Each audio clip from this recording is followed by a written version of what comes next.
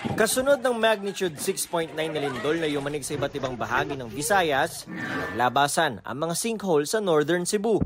Sa inilabas na impormasyon ng Mines and Geosciences Bureau, karst subsidence ang dahilan ng paglabas ng mga sinkhole. Ayon sa MGB, karst area ang Northern Cebu kung saan ang lupa ay mayaman sa limestone.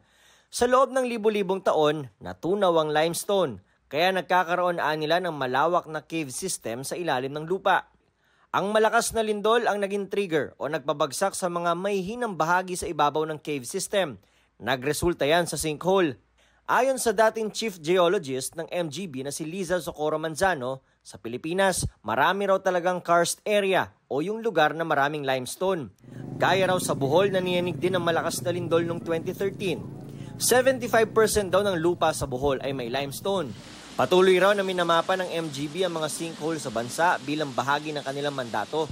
Ang sinkholes ay pwede sa plain, pwede sa bundok, pwede sa dagat. We have sinkhole in the submarine, no? Mga blue holes na tinatawag, coastal areas. Okay. So anywhere basta may karst. Okay, basta may limestone.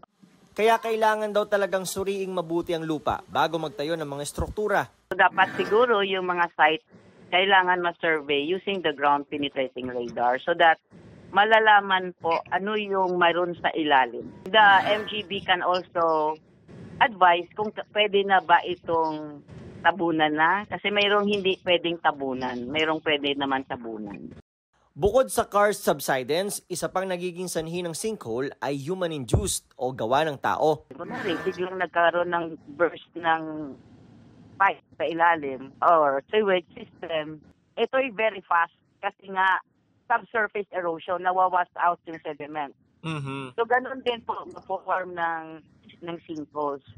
May ilang paraan din daw para malaman ng publiko na may sinkhole sa kanilang lugar, lalo kung ito ay limestone area. May makikita kang depression, circular depression, pero not all the time circular kasi kung tectonic, seismic, may fault, minsan naging spherical or minsan nga nagiging rectangular kasi nagpa-follow siya ng fractures ng rocks.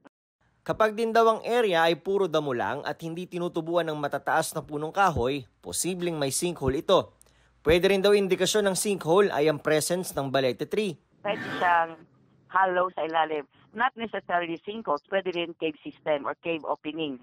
Ang mga hairline crack din daw sa mga bahay na unti-unting lumalaki ay indikasyon na posibleng may sinkhole sa ilalim. Sa Metro Manila, posible nga bang lumabas sa mga sinkhole sakali mang dumating ang the big one? No.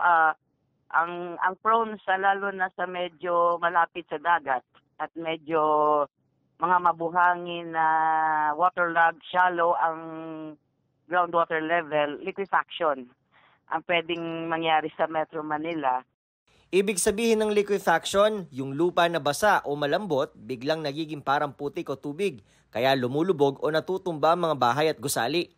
Dagdag ni Manzano, pwede pa rin lumabas sa mga sinkhole sa Metro Manila, pero ang karaniwang dahilan ay pag sumabog ang mga tubo ng tubig sa ilalim at magpapalambot sa mga lupa. Ayon kay Manzano, nung siyang chief geologist ay sinimulan na nilang pag-assess sa mga sinkhole matapos ang Bohol earthquake noong 2013 at hanggang ngayon daw ay tuloy-tuloy ito. Para sa GMA Integrated News, ako si Nico Wahe, ang inyong saksi. Mga kapuso, maging una sa saksi. Mag-subscribe sa GMA Integrated News sa YouTube para sa iba't ibang balita.